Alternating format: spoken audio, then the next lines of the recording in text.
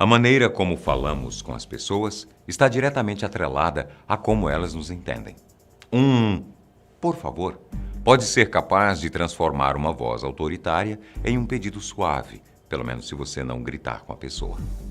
Como interlocutores, todos nós temos a capacidade de levar a conversa da maneira que desejarmos, incluindo até algumas técnicas de manipulação, seja para o bem ou para o mal. Algumas atitudes simples podem mudar completamente o rumo de uma conversa e fazer com que os participantes se sintam de maneira completamente diferente a como estavam no começo da conversa.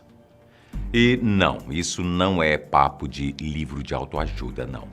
Existem estudos que comprovam que ações pequenas ou mesmo uma só palavra fazem toda a diferença para quem quer atingir um objetivo específico.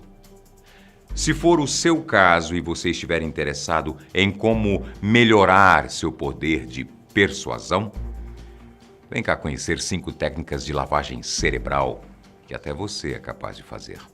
Eu sou o Boco e você é bem-vindo ao canal Fatos Desconhecidos. Número 1. Movimentos com as mãos.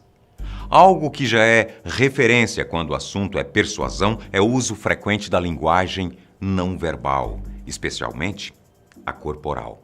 Em uma palestra ou apresentação, é importante fazer movimentos que reiterem e até intensifiquem o que está sendo dito, ajudando a memorização das informações e, claro, no poder do convencimento. Mas se as mãos podem fazer com que uma pessoa acredite em um discurso, o que acontece quando esse discurso é falso? Foi o que um estudo da Universidade de Hertfordshire quis saber.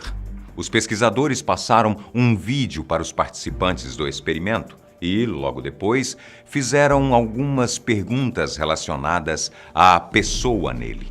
Em alguns dos casos, eles apenas questionavam verbalmente. Em outros, gesticulavam para acentuar o que diziam. Em um exemplo mais prático, se eles queriam saber se a pessoa do vídeo usava um relógio, o segundo grupo, além de perguntar com a fala, também colocavam a mão no pulso para sugerir a presença de um relógio ali. À primeira vista, isso parece bem bobinho. Afinal, os pesquisadores não sabem que as pessoas têm noção do que é um relógio e onde as pessoas colocam ele. Só que esse reforço visual foi capaz de triplicar o número de participantes que acreditavam que o apresentador tinha um relógio, mesmo ele não tendo. Isso também aconteceu ao perguntar sobre a sua barba, que também não existia. E convenhamos, é bem mais difícil de não reparar em um monte de pelos no rosto de alguém do que em um acessório preso no pulso. O que aprendemos com isso? Bem, se você precisar que alguém lembre de algo que não aconteceu, por exemplo, por que o iogurte dessa pessoa sumiu da geladeira e a embalagem foi parar no seu quarto, um bom jeito é contar a história usando os movimentos certos, ou se livrar da embalagem de um jeito melhor na próxima vez. Número 2. Copiar o que as pessoas fazem. Sabe quando dizem que o som mais bonito que uma pessoa pode ouvir é o som do próprio nome? Não é só um ditado popular. Todos nós nos sentimos mais identificados com o que nos é próximo, o que inclui até mesmo o que falamos. Um estudo da Universidade de Nijmegen, nos Países Baixos, usou um garçom para fazer um experimento bem simples. Para metade dos clientes, ele deveria anotar os pedidos normalmente, enquanto para a outra metade, ele deveria repetir o que eles pediram antes de sair da mesa. O que parece uma tarefa bem simples se converteu em uma gorjeta de 68% maior dos clientes que ouviram seu pedido, o que está bem longe de ser pouca coisa. O estudo concluiu que esse comportamento permite que o cliente tenha a sensação de que o garçom o ouviu, o que gera um sentimento de tranquilidade e até mesmo empatia com a pessoa. Assim como no caso da linguagem corporal, aqui o segredo é fazer os movimentos certos, sem soar forçado, parecer mímico. Também é possível obter o mesmo resultado empático ao copiar trejeitos ou poses da pessoa, como mexer no cabelo de uma maneira específica ou colocar a mão no queixo enquanto pensa. Existem até estudos que sugerem que o inverso também é verdade. Para saber se alguém está prestando atenção em você, o recomendado é verificar se essa pessoa está copiando seus movimentos ou jeito de falar, mesmo que inconscientemente, o que acontece com bastante regularidade. Número 3, fazer rituais. Não é para você fazer um pentagrama no chão e acender algumas velas, não, por favor. Entenda a palavra ritual aqui como todos os passos preliminares que realizamos antes da atividade principal. Por exemplo, antes de ir a uma festa, temos o costume de vestirmos roupas mais sofisticadas, usarmos um perfume diferente e até experimentarmos um penteado novo. Por mais que isso passe como necessidade no momento, não deixam de ser pequenos rituais que executamos para entrarmos no modus operandi da festa, por assim dizer, e esquecer a nossa rotina cheia de problemas.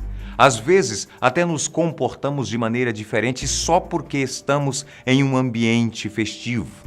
Não é verdade? Outro momento repleto de rituais é o das refeições. Para algumas pessoas, o parabéns a você, cantado antes de partir o bolo, ou as orações logo antes do jantar, são tão importantes quanto a comida em si. E alguns cientistas da Universidade de Minnesota descobriram que não é à toa. Os rituais fazem com que as refeições fiquem melhores. Não de uma maneira subjetiva do tipo, olha só como esse jantar foi legal, mas o gosto da comida fica objetivamente melhor. É fácil entender o porquê, e está em um fenômeno chamado de interesse intrínseco. Realizar rituais permite que nós nos interessemos mais pelo que estamos prestes a fazer, seja tomar um cafezinho ou tocar guitarra. Eles conferem autoridade à atividade como se ela tivesse maior importância do que o que fazemos sem preliminares, por assim dizer. E faz sentido. Acabamos gastando um tempo sagrado com essas introduções, então é bom que o prato principal convença. Agora que você sabe disso, se você deseja que alguém goste muito de algo que você fez, o melhor que você pode fazer é encher esse algo de rituais. Isso vai atiçar a curiosidade da pessoa e fazer com que ela acredite que sua realização é algo bem maior do que é. Número 4, repetir seus argumentos. Sabe aquela música que você não acha tão boa assim, mas toca tanto por aí que você acaba ouvindo e gostando? Geralmente você deve achar que a música nem é tão ruim e que você deu algumas chances para ela com o tempo até que ela te conquistou, certo? Errado. Você literalmente só ouviu demais. A repetição pode operar milagres em qualquer aspecto das nossas vidas, transformando coisas que detestamos em hábitos quase indissociáveis da nossa identidade, mesmo que você não queira isso. Os pesquisadores da Universidade de Michigan conseguiram provar isso da maneira mais simples, fazendo uma pessoa repetir a opinião para um grupo. O ato da repetição fez com que 3 vezes mais participantes acreditassem nela do que quando a pessoa falou a sua opinião uma só vez. Agora fica até fácil de entender como políticos se elegem ou teorias da conspiração ganham força. Quantos brasileiros na década de 90 acreditaram que o elenco inteiro do Chaves havia morrido em um acidente de avião? Mas o estudo também revelou algo interessante. A repetição funciona melhor quando vem da mesma pessoa. É aquilo. Por que a pessoa falaria uma mentira 3 vezes com tanta convicção? Deve ter algum fundo de verdade nisso. Ou não? Em grande parte das vezes, não. Especialmente durante o horário político. Não se esqueça disso. Número 5. Justificar seus atos. Na maior parte das vezes, nós temos um motivo para fazer tudo o que fazemos. Nós comemos demais porque estamos ansiosos. Nós corremos porque estamos atrasados. E nós temos uma crise de espirros porque a rinite atacou. Nada é por acaso. Ao mesmo tempo, só nós sabemos os motivos que temos para fazer as coisas. Quando, por exemplo, alguém resolve furar a fila onde estamos, nossa primeira vontade é de ir tirar satisfação com a pessoa. Isso quando estamos de bom humor. Geralmente, pressupomos que essa pessoa só pode estar de sacanagem com todo mundo na fila. Mas mesmo que ela realmente esteja de sacanagem, um estudo da psicóloga Ellen Langer mostrou que essa pessoa precisa apenas fazer uma coisa para ganhar sua permissão para furar a fila. Dar um motivo para isso. E não precisa necessariamente ser um bom motivo. O estudo foi bem simples. Ela ofereceu 3 situações para os participantes. Na primeira, uma pessoa pergunta se ela pode usar uma copiadora antes dela. 60% deles acataram. Na segunda, essa pessoa também pergunta se pode usar a copiadora, mas justifica dizendo que está com pressa. Aqui, a aceitação foi parar em 94%. Afinal, tá tudo bem, eu não estou com pressa, ela tá, estou até mesmo fazendo uma boa ação. Mas a terceira situação foi a chave do sucesso do estudo. Nela, a pessoa pergunta se pode usar a copiadora, porque precisa tirar umas cópias. É uma justificativa que não adiciona absolutamente nada à situação e que, mesmo assim, a aceitação ficou em 93%. Mas atenção, isso só funciona com tarefas simples que não demandem mais do que um segundo de ação do interlocutor. A técnica não será efetiva se você pedir para alguém te comprar um carro porque você precisa voltar para casa. Então, você está pronto para usar algumas palavrinhas mágicas e ter as pessoas na palma da mão? Acha que esses métodos realmente funcionam? Conta a sua opinião aqui embaixo, na seção de comentários. Enquanto isso, eu tô indo nessa e nos vemos no próximo vídeo. Até lá!